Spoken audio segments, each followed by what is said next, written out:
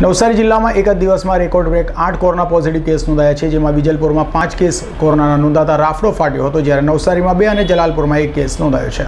નવસારી જિલ્લામાં વિજલપુર શહેરમાં એક જ દિવસમાં 5 કેસ, નવસારીમાં 2 અને જલાલપુરમાં 1 કેસ એમ કોરોનાના સહિત 8 પોઝિટિવ કેસ નોંધાતા રેકોર્ડ સર્જવા પામ્યો છે। 8 કોરોના દર્દીઓમાંથી 5 દર્દીઓ સુરતથી સંક્રમિત થયા છે। નવસારી જિલ્લામાં બુધવારે કોરોના પોઝિટિવના વધુ 8 કેસો નોંધાતા કુલ 59 કેસો અત્યાર સુધીમાં નોંધવા પામ્યા છે। 8 કોરોના દર્દીઓમાંથી વિજલપુર શહેરમાં 5 કોરોના પોઝિટિવ દર્દીઓ મળી આવે છે। વિજલપુર શહેર ગીચ વસ્તી ધરાવતું શહેર છે। વિજલપુર શહેર કોરોના બોમ્બ પર જીવી રહ્યું હોય તેમ લાગી રહ્યું છે। તો વિજલપુર શહેરમાંથી હજારો લોકો સુરત અવરજવર કરતા રહે છે।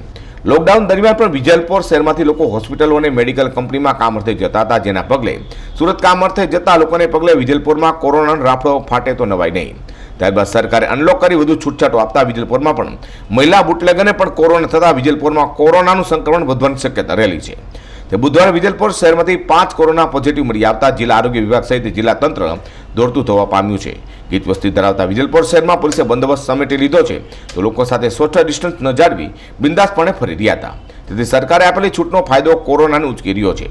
જોકે જિલ્લા આરોગ્ય તંત્ર વિજલપુરની ગીચ વસ્તીમાં રહેતા લોકોને સંક્રમણથી બચાવવા માટે શું પગલાં ભરે તે જોવું રહ્યું। બુધવારે જિલ્લા કોરોનાના કેસો વધીને આંકડો 59 પર પહોંચ્યો છે, જેમાંથી 38 દર્દીઓ સાજા થવા પામ્યા છે અને 20 દર્દીઓ સારવાર હેઠળ છે। દીપક વસાવા, G20 ન્યૂઝ, નવસારી।